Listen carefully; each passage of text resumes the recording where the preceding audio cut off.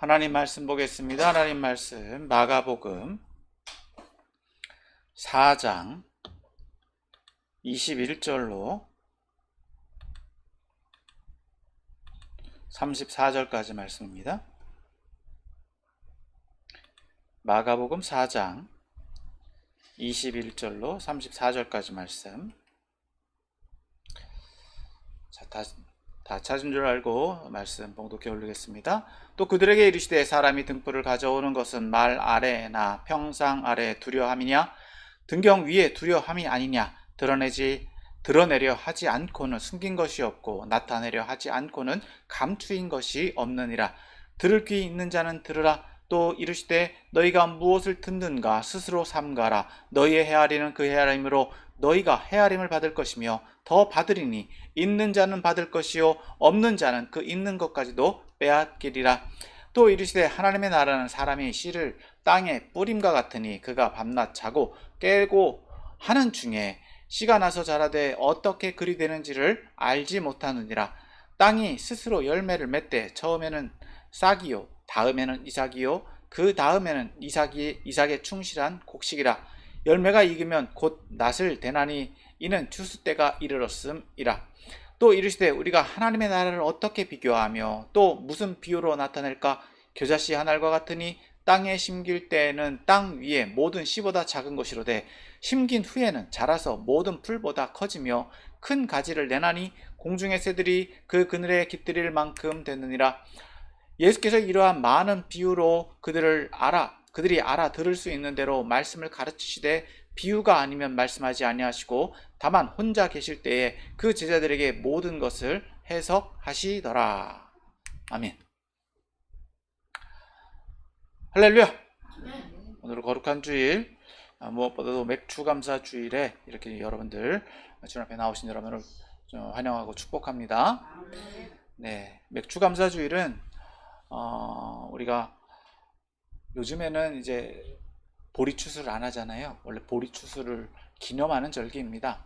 보리추수를 첫 소산을 얻게 하신 것을 감사하는 절기로 지키는데, 사실 요즘에는 우리가 이렇게 소산물을 얻는 게 또 때에 따라서 수시로 얻고, 또 우리가 한 해의 수확을 또 경우에 따라서는 주마다, 또 경우에 따라서는 달마다, 또 경우에 따라서는 연마다 이렇게 받고 있어서 감사한다라고 하는 것이, 이렇게 수학에 대한 기쁨, 수학에 대한 감사를 드린다는 것이 좀 시대가 많이 바뀌어서 좀 뭐라 그럴까요? 어느 정도 형식적이 되었다라고 볼 수는 있는데, 그럼에도 불구하고 우리가 맥주감사주일로 지키는 것은 상반기 동안 첫 소산, 그래도 하나님께서 거두게 하시고 우리를 지켜주신 것에 감사하고, 또 남은 한 해 동안도 하나님의 은혜 가운데 승리하고 또 많은 결실을 얻기를 소망하며 또 간구하기를 위해서 이렇게 이 절기를 지키는 줄 믿습니다.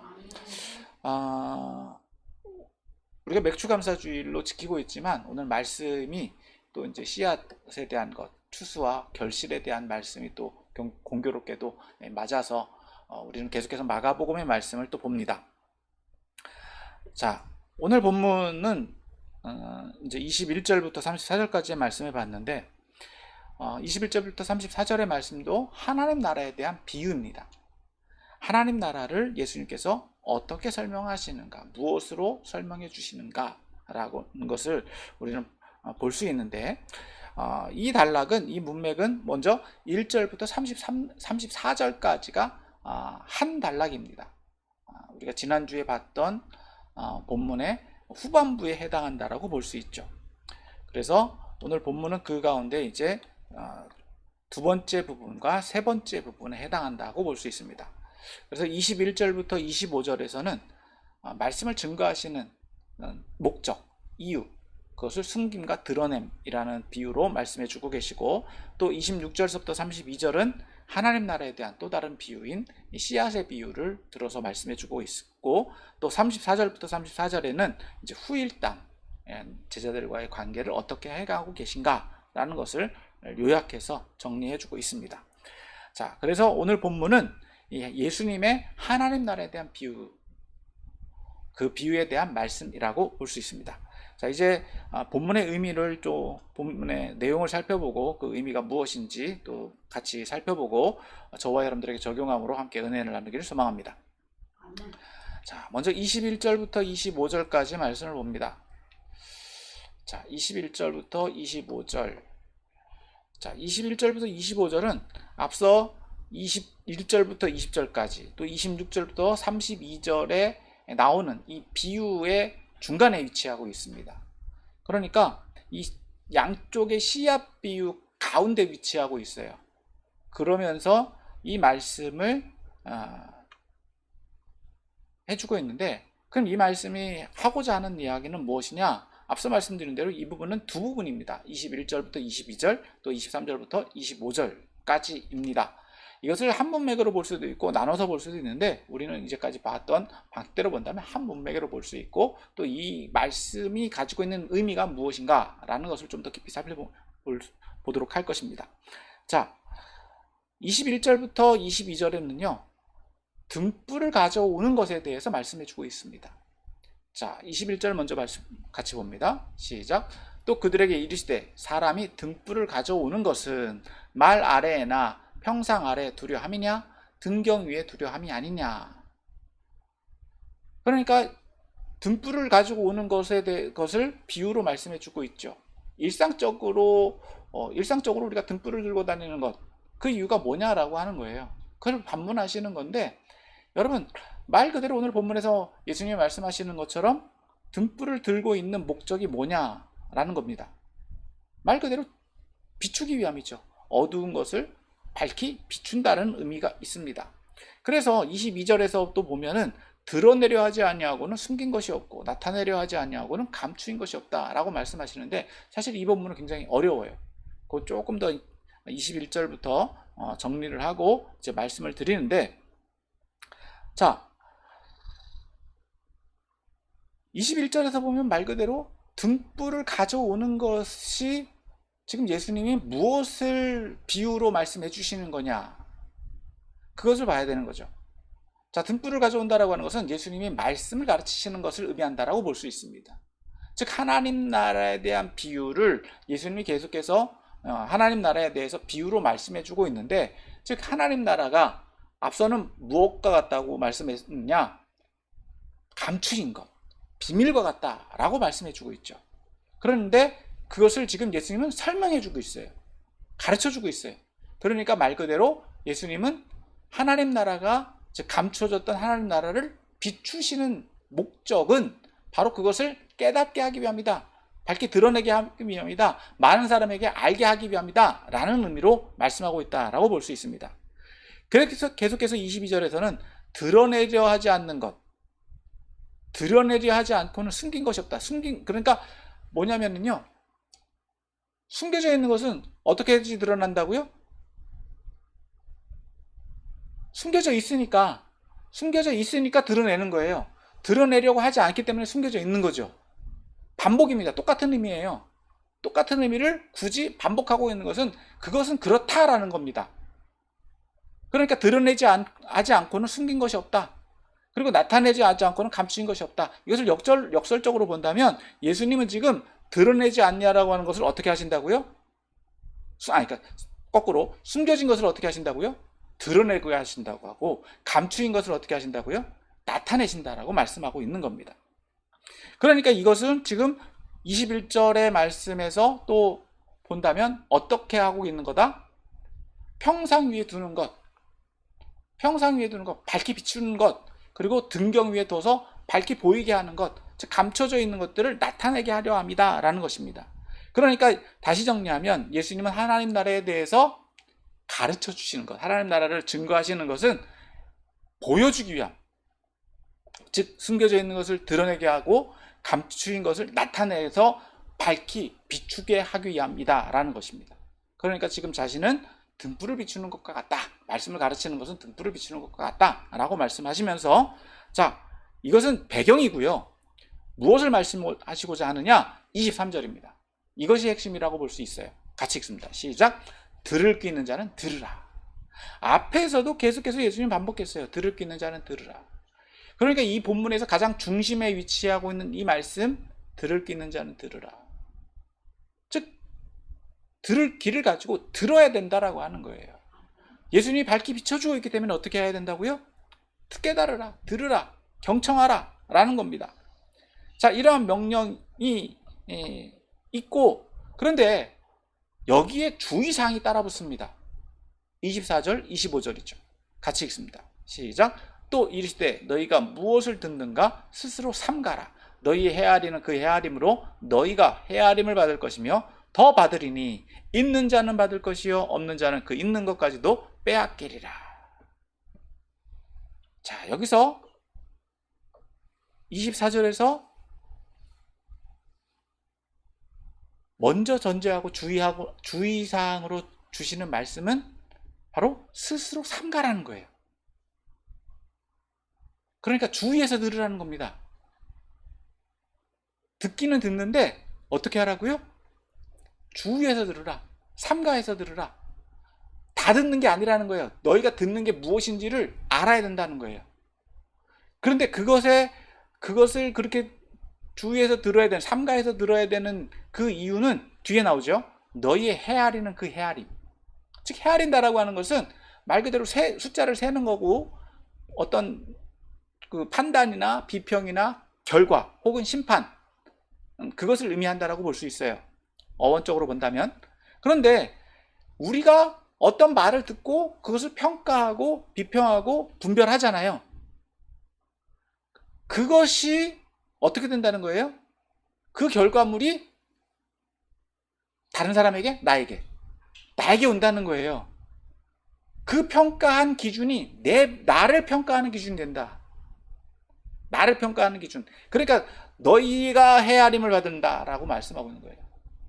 그 평가 기준. 그러니까 내 수준에서 좋은 것을 분별할 수 있어야 되고 옳은 것을 분별할 수 있어야 된다라는 겁니다. 그 결과 어떻게 된다고요? 더 받는다. 잘 선택해야 된다는 거예요. 잘 분별해야 된다는 거예요. 경청을 하되 말씀을 듣되 그 말씀이 진리인지 거짓인지 참인지 거짓인지 분별할 수 있어야 되고, 그것을 분별하고 그것을 시행하는 것 그 자체가 뭐가 된다고요? 나의 평가 기준이 된다는 거예요. 나의 심판의 기준이 된다. 그래서 결과적으로 25절에 뭐라고 말씀하고 있습니까? 있는 자는 받을 것이요 없는 자는 그 있는 것까지 빼앗기리라.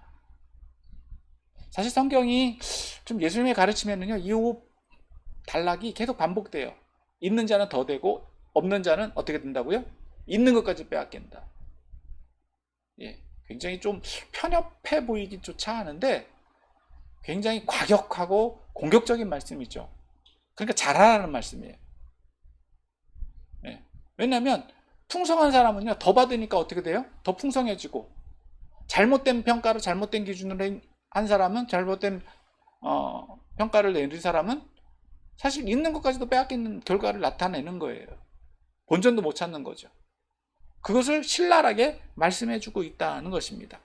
그래서 결과적으로 이 본문을 전체적으로 정리를 해본다면, 지금 예수님은 말씀 사역을 시작하고 계시잖아요. 이 말씀 사역을 시작하시는 목적은 등불을 가져오는 것 같이 진리를 가르치는 행위다. 숨겨져 있는 것을 드러내고 감추인 것을 나타내고 있는 행위인데, 그러면 어떻게 하라? 들을 끼는 자, 분별해서 들으라는 거예요. 들을 끼는 자는 들어야 되는데 어떻게 하라? 삼가해서 들으라. 진리를 분별해서 들으라는 거예요. 그리고 그것을 평가하고 비평하는 사람들은 좋은 선택을 했다라고 하면 더 풍성해지겠지만, 잘못된 평가, 잘못된 비평, 잘못된 결론을 내렸다라고 한다면 있는 것까지도 빼앗겨 버린다. 조심하라는 말씀입니다. 대신 조심하라는 것보다도 어떻게 하라, 우선되어야 되는 게 뭐라고요? 들을 끼는 자, 진리를 발견하라. 이것이 우선되어야 된다라는 겁니다. 자, 이러한 중심 문맥 속에서 오늘 본문에 이제 26절서부터 32절에서는 또 다른 비유가 나옵니다. 두 번째, 예수님의 하나님 나라에 대한 비유가 두 가지가 반복되는데, 자, 26절부터 29절까지 또 말씀 같이 한번 또 보도록 하겠습니다. 시작. 또 이르시되 하나님의 나라는 사람이 씨를 땅에 뿌린것 같으니 그가 밤낮 자고 깨고 하는 중에 씨가 나서 자라되 어떻게 그리 되는지를 알지 못하느니라. 땅이 스스로 열매를 맺되 처음에는 싹이요 다음에는 이삭이요 그 다음에는 이삭의 충실한 곡식이라. 열매가 익으면 곧 낫을 대나니 이는 추수 때가 이르렀음이러라. 자, 이것은 하나님 나라가 사람이 씨를 땅에 뿌린 것 같다라고 말씀해주고 있어요. 그런데 27절에서부터 29절까지의 말씀을 보면은요, 어떤 과정을 말하고 있느냐? 씨가 성장하는 과정을 말해줍니다. 자, 정리를 해보면 여러분 오늘날에도 이거는 우리가 쉽게 이해할 수 있어요. 우리가 씨앗을 심잖아요. 그럼 그 씨가 어떻게 발화되는지 아십니까? 우리가 자고 일어나면 눈 떠보고 씨가 발화됐으면 그제서야 발화됐구나를 알아요. 씨 뿌린 사람이 그 씨가 발화되도록 관여한 일이 있습니까? 그냥 단순히 물을 주고 빛을 줘서 그 씨가 생명력을 가지고 자라기를 기대할 따름입니다. 앞서 첫 번째 예문에서는요, 발화되는 씨와 발화되지 않는 씨가 있다고 말했어요. 발화되지 않는 씨는 뿌려진 장소가 잘못되었기 때문에, 잘못 뿌렸기 때문에, 그리고 그 씨를 관리하지 못했기 때문에 발화되지 않았고, 발화된 씨앗은 어떻게 된다고요? 결과적으로 풍성한 열매를 맺는다. 그건 전제된 거예요. 당연한 거다라는 거예요. 동일하게 오늘 본문에서 똑같은 얘기를 하시는 거예요. 사람이 씨를 뿌렸는데 그 뿌려진 씨는 뿌리는 사람과 어떻게 된다고요?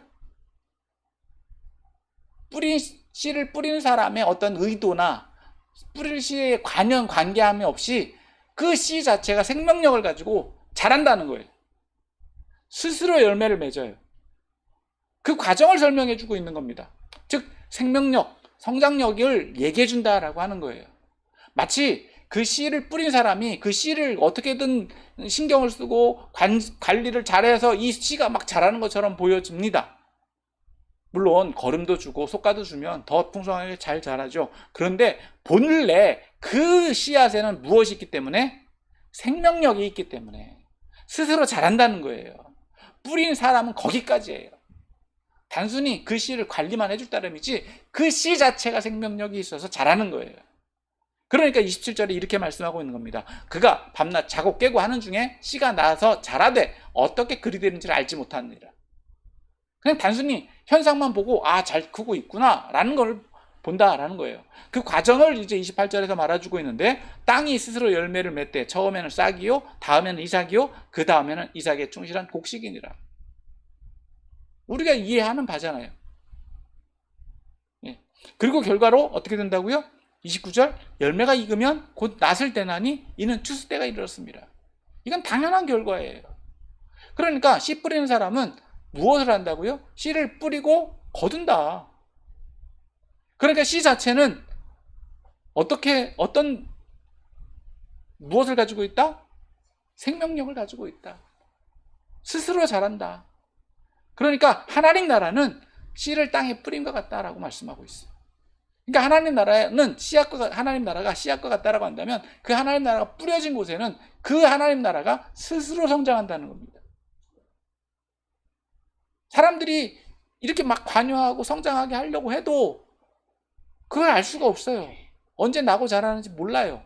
그러나 제대로만 바뀌면, 제대로만 그 씨앗이 잘 성장할 수 있는 터전에만 안착하면 어떻게 된다?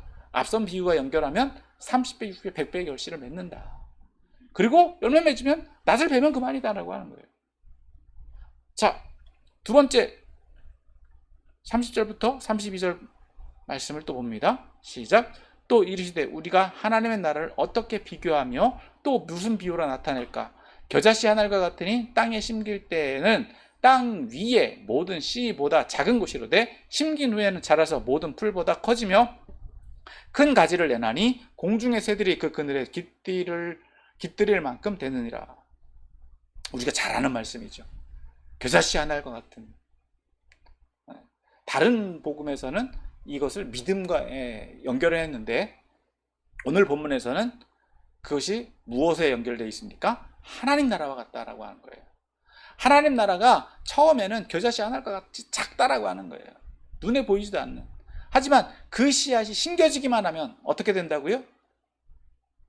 모든 풀보다 자란다는 거예요. 성장력, 생장력을 가지고 풍성해져서 큰 가지를 내서 공중의 새들이 그 그늘에 깃들일 만큼 된다. 여러분, 여기서 새는요, 새가 의미하는 건 여러 가지 의미가 있지만 앞에서 새는 어떤 역할을 했습니까? 씨앗을 먹었잖아요. 그 씨를 위협하는 존재예요. 그런데 그 씨를 위협하는 존재인 새조차도 어떻게 된다고요? 깃들여요. 그곳에 와서 풍성하게 쉴 곳이 된다. 물론 알레고리적 비유로 본다면 원수까지도 품을 수 있는 존재가 된다라고도 이제 확장된 해석으로 볼 수는 있겠지만은 이건 과도한 해석이라고 볼 수 있고요. 물론 이 비유안으로 이해를 한다고 보면 하나님 나라는 이러한 폭발적인 성장력을 가지고 있다. 눈에 보이지 않는 하나님 나라라고 하는 작은 눈에 보이지 않는 무시할 만큼 어떤 사상이라든지 어떤 생각이라고 한다고 하더라도 이것이 무엇과도 같다는 겁니까? 엄청난 성장력을 가지고 있다. 앞에 26절부터 29절 말씀과 연결해서 본다면 이 생명력이 어느 정도 성장한다고요? 새들까지도 깃들일 수 있는 폭발적인 성장력을 가지고 있다. 하나님 나라는 그와 같은 능력을 가지고 있다라고 하는 겁니다. 자, 그래서 이 비유를 좀 연결해서 좀 정리를 해본다면 이 두 비유는, 앞에 있는 비유는 씨앗의 발화와 성장 과정에 대해서 말하고 있다는 거예요. 농부의 최소한의 개입이 전제되고 있습니다. 그래서 씨앗의 생명력으로 발화되고 성장하고 열매 맺음까지 이른다라는 하는 것을 말하고 있고, 이처럼 하나님 나라는 이와 같은 생명력을 가지고 있다. 그리고 두 번째 겨자씨 비유는요, 말 그대로 씨앗이 정말 작더라도 이 씨앗이 어떻게 된다고요? 폭발적인 성장, 폭발적인 능력을 가지고 있다. 장성하는 이 앞선 생명력을 가지고 어느 정도까지 새들까지도 품을 수 있는 이러한 성장의 능력을 가지고 있다라는 겁니다. 그래서 정리하면 1절부터 8절까지는요, 이 씨앗의 비유는 발화의 유무에 따라서 이 씨앗은 결과적으로는 어떻게 된다는 겁니까? 30배, 60배, 100배의 결실을 맺는다. 반복적으로 말씀드립니다. 그리고 26절부터 29절까지는요, 생명력에 대한 말씀이라고 볼 수 있어요. 그리고 30절부터 34절은요, 씨앗의 번성함, 얼마만큼 커질 거냐.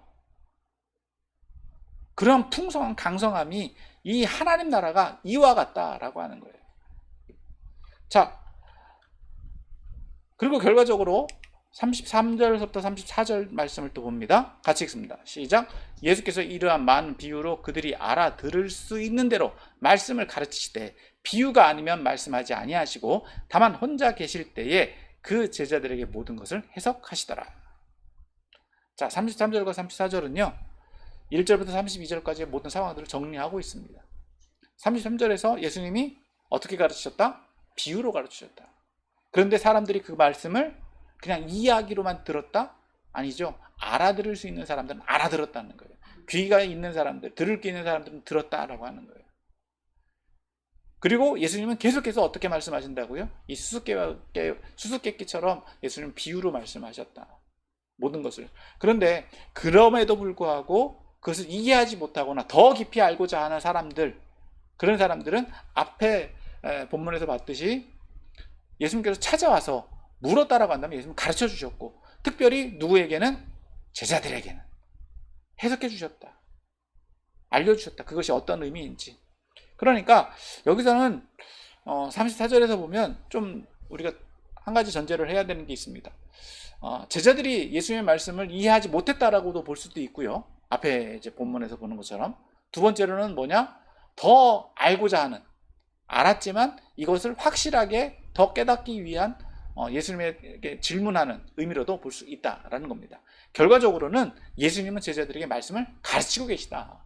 예수님의 말씀을 듣고자 하는 자들에게 예수님의 말씀을 전하신다라는 거예요.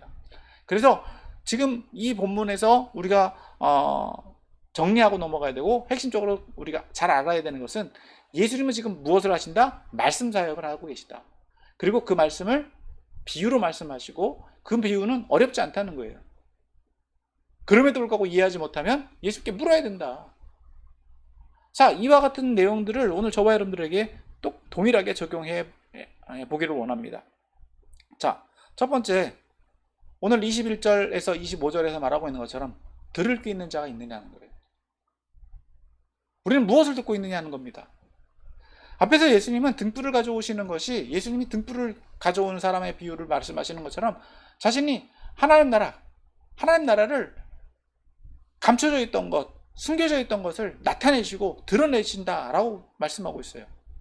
그러면 그 말씀, 즉 우리가 이해하지 못했고 하나님 나라에 대해서 알지 못했던 것들, 즉 구약의 선지자들이 예수님에 대해서 예언하고 선포하고 그러했음에도 불구하고 그냥 그럴 것이다 라고 추측하고 상상했던 것들이 예수님의 말씀을 통해서 실현되어지고 그것이 보여지고 있고, 오늘날 저와 여러분들이요, 그 사건들이 일어났다라고 하는 것을 확인하고 있습니다. 그러면 오늘 저와 여러분들은 무엇을 듣고 있느냐는 거예요. 과연 예수님의 말씀에 집중하고 있느냐는 거예요. 들을 귀가 있느냐는 겁니다. 듣고 싶은 것만 듣고 있는 건 아니냐.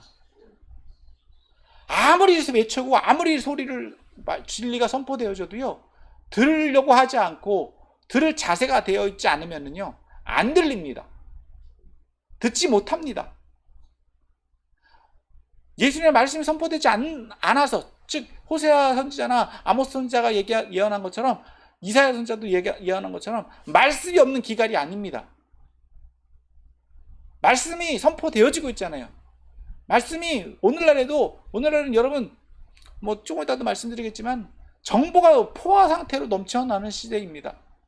그리고 신학도요, 무분별한 신학이 아닙니다. 요즘에는 굉장히 정밀해지고 또 고도화되고, 또 요즘에 우리 한국 교회 또 목사님들이 연구를 많이 하셔가지고요, 그냥 자의적 해석을 벗어나서 학문적으로도 또 객관적으로도 인정할 만큼 성경을 증명해내고 있습니다. 이런 말씀들이 선포되어지고 있는데 문제는 뭐라고요? 듣지 않는다는 거예요. 더 나아가서 들을 귀조차 없어요. 여러분, 요즘 시대가 어떤 시대입니까? 여러분, 특별히 한국 사회는요, 학력 수준이요 거의 세계 최고 수준이에요. 우리나라 사람 치고요, 글자 모르는 사람, 숫자 모르는 사람 거의 없습니다. 자기 이름은 다 써요. 그 정도면 대단한 거예요. 여러분, 우리나라 사람들이 그러니까 핸드폰을 엄청 잘 사용하는데 그건 뭐냐? 글자를 읽고 쓸 줄 알기 때문에 그래요. 다른 나라들은 어떤 나라들은 그런 나라들이 있는지는 모르겠지만 아이콘 있잖아요. 아이콘 그림, 핸드폰에 나와 있는 그림, 그걸로만 하는 사람들이 있어요. 이게 뭐다라고 하는 걸로. 그러면 요즘 같은 시대에 이 정보가 넘쳐나고 과학이 어느 정도 발달되어 있고 정말 우리가 이 혜택을 엄청나게 보고 있는 이 시대에 여러분, 뭘 보고 있느냐는 거예요. 어떤 말씀을 듣고 있느냐는 거예요. 조금만 신경 쓰고 조금만 관심 가지면요, 얼마든지 말씀을 들을 수 있습니다. 또 특별히 오늘 예수님께서 말씀하신 것처럼 그것이 진짜인지 가짜인지도 금방 분별해요. 요즘 젊은 친구들 하는 말이 있죠. 영상으로 박제할게. 제일 무서운 말이에요.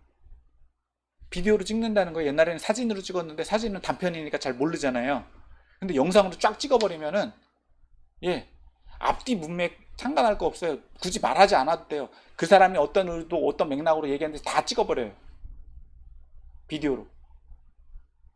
그러면은 그거 공유하기 시작하잖아요.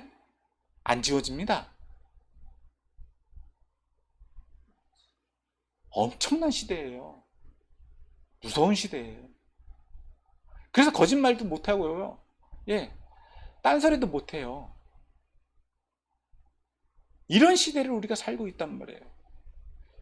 그러면 이것을 우리가 잘 활용을 하고 잘 분별을 해야 되는데, 문제는 우리의 편파적인 마음, 우리가 듣고자 하는 마음, 우리의 무분별한 마음들이 그것에 대한 관심이나 그것에 대한 열정이 없기 때문에 듣지를 못한다는 겁니다. 찾지도 않는다는 거예요. 그냥 맨날 유튜브 보는데도 엉뚱한 거나 보고, 뭐 인스타, 뭐 동영상 넘쳐나지 않습니까? 그런데 그걸 보면서도 자기가 보고 싶은 것만 보니까 어떻게 돼요? 편파적으로 되고 무분별해지고 진리를 분별하지 못하는 그런 시대가 된다. 그래서 오늘 말씀처럼, 예수님 말씀처럼 어떻게 된다는 겁니까? 너희의 헤아림으로, 그 헤아림이 우리를 평가한다는 거예요. 그러니까 우리가 이 시대를 살아갈 때 예수님 말씀이 진리다라고 하는 것을 여러분 분별할 수 있어야 될 줄 믿습니다. 예전 같으면요, 앞에 강단에 서서 목사님들이 막 얘기하잖아요. 그럼 다 진짜인 줄 알았어요. 묻지도 말고 따지지도 말고 무조건 믿어, 뭐 이런 식으로 얘기했단 말이에요. 근데 지금은요, 금방 들통납니다. 그러니까 제 말을 믿으라는 게 아니라 누구 말씀을 믿으라? 하나님 말씀을 믿으라. 저도 실수할 수 있어요, 인간적으로. 그러나 말씀에 있어서만큼은 이것을 분별하고 잘 해석할 수 있어야 된다라고 하는 겁니다. 그리고 더불어서 중요한 것은 그 헤아림이라고 하는 것은 어떤 의미도 담겨져 있느냐? 행동도 담겨져 있습니다. 듣고 그냥 지나가는 게 아니라 그 들음을 통한 행동의 결과가 따른다라고 하는 거예요. 헤아린다라고 하는 것은 여러분 그에 따른 행동이 수반되는 겁니다. 단순히 그냥 내가 분별하고 비평했다. 여러분 우리의 삶은요 그냥 듣고 끝나는 경우가 그렇게 극히 드뭅니다. 그냥 소비하는 거죠. 그런데 그것을 행동으로 옮겨내야지 어떻게 된다고요? 헤아려진 거예요. 열매가 맺은 거예요. 그 결과가 우리에게로 어떻게 된다고요? 돌아옵니다. 그렇기 때문에 그것이 보상, 축복으로 오기 위해서는 어떻게 되느냐? 분별을 잘해야 되는 거예요. 의미 있는 행동들을 해야 되는 거예요. 반대로 본다면 잘못된 행동을 하고 무분별한 행동을 했다? 그것은 있는 것마저도 빼앗기는 결과가 낳는다. 그런데 그 결과가 우리가 살아생전에서 올기도 하고요. 그것은 주님의 심판의 자리에서 분명하게 결론이 난다라는 겁니다. 자, 그러므로 우리는 이러한 분별이 있기 위해서는요, 지식도 필요해요. 공부를 하셔야 돼요. 또 지혜도 필요해요. 그것을 분별할 수 있는 내가 가지고 있는 판단력도 필요하다는 거예요. 이 두 가지가 우리에게 필요한 줄 믿습니다.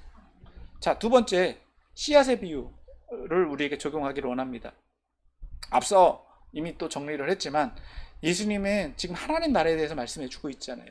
그 하나님 나라를 무엇에 비유해서? 씨앗에 비유해서 말씀해 주셨어요. 씨앗 자체가 무엇을 가지고 있다? 결실할 수 있는 잠재력을 가지고 있다는 거예요. 어떤 잠재력? 30배, 60배, 100배의 잠재력을 가지고 있다. 그 풍성함을 전제한다라고 하는 거예요.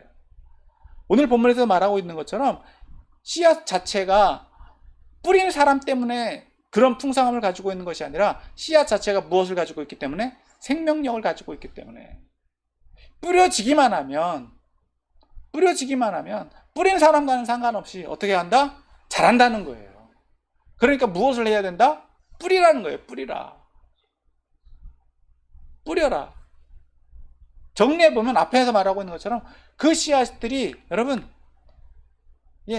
길가에 뿌려지기도 하고요, 돌짝밭에 뿌려지기도 하고요, 가시밭에 뿌려지기도 한다는 거예요. 그런 것들은 자란다 못 자란다? 못 자라요. 하지만 좋은 밭에 뿌려지기만 하면 30배, 100배의 결실을 맺는다. 그리고 그 씨앗은 어떻게 된다고요? 풍성해져서 어마어마하게 커질 수 있다. 우리가 상상할 수 없는 정도로. 우리가 보기에는 아무것도 아닌 것 같고 아무것도 무시할 것 같지만 뿌리기만 하면 되는 거예요. 그렇기 때문에 이러한 씨앗이, 이런 하나님 나라가 이와 같다라고 하는 겁니다. 여러분, 그렇기 때문에 이 씨앗이 저와 여러분들에게도 있어야 될 줄 믿습니다. 이미 그러한 씨앗이 우리에게 뿌려졌기 때문에 우리는 그러한 열매를 맺어가야 되고, 우리 안에서 이러한 풍성함이, 우리가 상상할 수 없는 풍성함이 우리에게 있게 될 줄 믿습니다. 그래서 여러분, 늘 말씀드리고 당부드리는 게, 우리 스스로를 너무 나약한 존재로 보지 마시라는 거예요. 우리 안에 무엇이 있기 때문에, 하나님 나라가 있다면 우리는 상상할 수 없는 축복을 받는다. 상상할 수 없는 성장력, 잠재력이 우리 안에 있다. 생명력이 있다. 무엇을 바라봐라? 하나님 나라를 바라봐라. 그 씨앗이 우리 안에서 생명력을 가지고 성장하고 열매 맺게 하신다는 거예요. 그러므로 우리가 연약하다, 부족하다라고 하는 것은 우리 수준을 보면 그렇죠.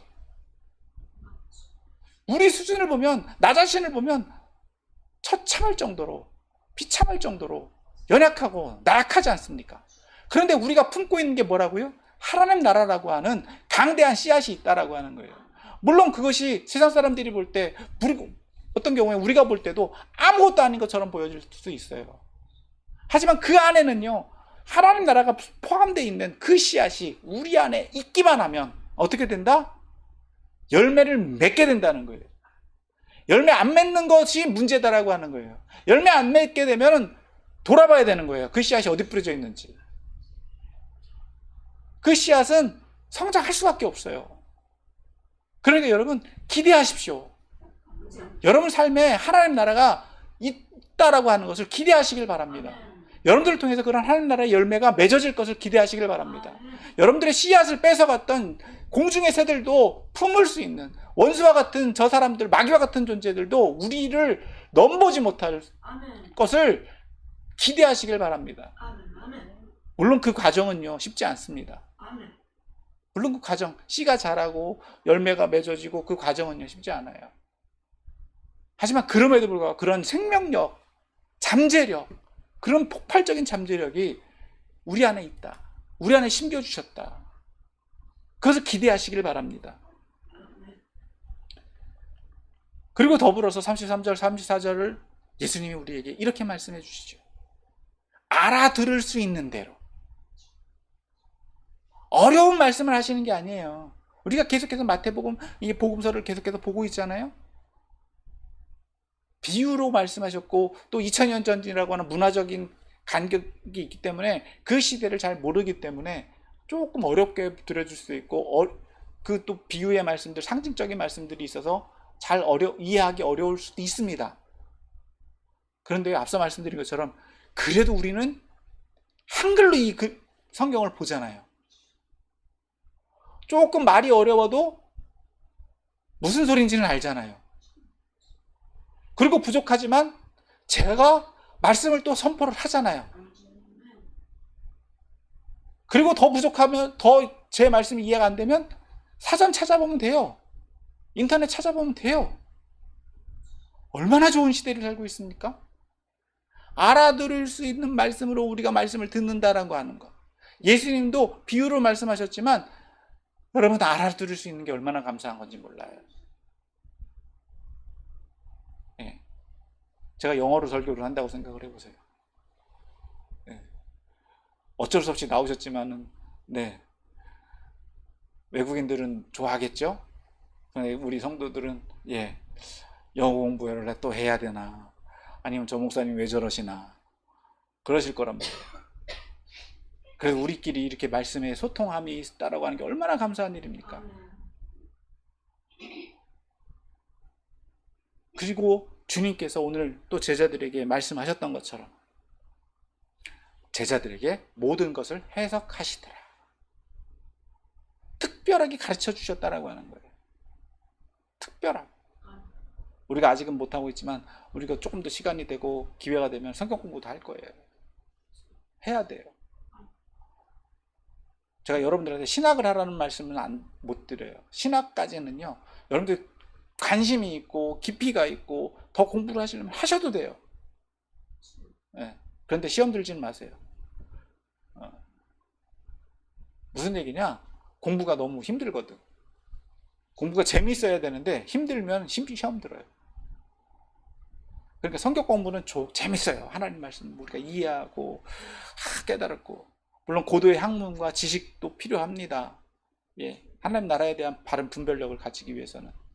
그러나 말씀에 충분히 우리가 이해할 수 있도록만 알아들어도 되고, 모르면 저한테 와서 물어도 되고, 또 여러분 앞서 말씀드린 것처럼 찾아보면 돼요. 얼마나 좋은 책들이 많이 나왔고 얼마나 훌륭한 목사님들이 많이 계십니까? 예수님이 특별히 가르쳐 주셨던 것처럼 우리가 알고자 하기만 하면 돼요. 배울 수 없는 시대가 아니잖아요. 중세시대처럼 뭐 신부들만 공부해야 된다, 신부들만 하나님 말씀을 받은 사람들이다, 라틴어로만 성경 보고 뭐 어려운 말로만 가르치고, 좀 죄송한 표현입니다만 어떤 목사님들 신앙만 막 어렵게 말씀을 하시는 분들이 계시는데, 글쎄요, 저는 그걸 풀어주는 역할이 목사가 해야 되는 역할이라고 저는 생각을 합니다. 물론 조금의 어려운 말도 필요는 해요. 지식적인 향상이 필요하기 때문에. 그러나 우리가 말씀을 본다라고 하는 것, 우리의 삶에 적용하기 위해서잖아요. 어려운 말씀이 아니라 우리가 하나님 나라를 우리에게 소유하고 그 말씀대로 살아가고 결단하기 위해서 말씀을 보는 거고, 오늘 우리가 그 말씀이 얼마나 우리에게 유익한 것인가, 또 많은 사람들이 아직도 이 진리를 모르는 이들에게 증거하기 위해서 우리가 말씀을 듣는 거잖아요. 여러분, 물론 그 당시 예수님의 제자들을 본다면요, 앞서 말씀드린 대로 지식의 한계, 경험의 한계, 상황의 한계, 모든 것들이 한계 상황에 있었습니다. 예수님에게 물어보고 또 그 비유가 어떤 의미인지 알려주시기를 소망해서 예수님은 그럼에도 불구하고 그것을 가르쳐 주셨다라고 하는 거예요. 물론 우리나라 속담에도 난 놓고 기억자도 모르냐? 이런 속담이 있는 것처럼 아무리 알려주셔도 깨닫지 못하는 사람들도 있기는 합니다만, 그래도 예수님의 제자들은 예수님의 그런 특별한 가르침 덕분에 그래도 그들이 제자로서 맡겨진 사명을 감당하고 나아갈 수 있었던 것을 믿습니다. 이처럼 오늘날 저와 여러분도요, 주님의 가르치심이 오늘날에도 있어요. 그 가르침을 우리가 추구하고, 또 들을 귀 있는 자는 어떻게 하라? 들어야 된다는 거예요. 듣고자 하는 마음이 있어야 된다는 거예요. 경청하고자 하는 열정이 있어야 된다는 거예요. 그렇기 때문에 사랑하는 성도 여러분, 말씀을 더 사모하시길 바랍니다. 하나님 나라를 오늘 저와 여러분들이 품어야 될 줄 믿습니다. 주님께서 우리에게 씨앗과 같은 하나님 나라를 심어주셨어요. 우리의 믿음의 선배들이 오늘 저와 여러분들을 여기까지 이끌어 오셨습니다. 그렇기 때문에 우리의 신앙이 또 신학이 여기까지 번성해 온 거예요. 그럼 여기서 멈춰서야 되겠습니까? 우리를 통해서 또 다른 열매를 맺어야 되고 또 번성하고 흥확해 되도록 해야 된다라고 하는 거예요. 그것을 빼앗아 버리는 것은 무엇과 같다? 공중의 새와 같다. 말씀을 빼앗아 버리고 먹어버리는 존재들, 치워버리는 존재들, 반대하는 세력들, 부정하는 존재들과 같다. 그러니까 오늘 저와 여러분들은요, 말씀이 계속 열매를 맺도록 해야 되고, 우리의 삶에서 열매를 맺어야 되고, 또 다른 사람에게 증거돼서 열매를 맺어야 되고, 그렇게 될 수 있도록 우리가 증거만 하면 돼요. 맺는 건 누가 하신다? 말씀이 하신다. 말씀이 하세요. 말씀. 말씀이 생명력이 있어가지고요, 말씀이 심겨지기만 하면 돼요. 그 말씀이 하나님이시기 때문에. 자, 오늘 말씀을 정리합니다. 오늘 맥주감사주일로 우리는 지키고 있습니다.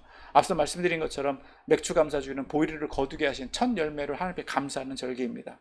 풍성한 열매를 거두시게 한 것, 또 주신 것에 대한 것, 또 거두시게 할 것에 대한 감사라고 볼 수 있습니다.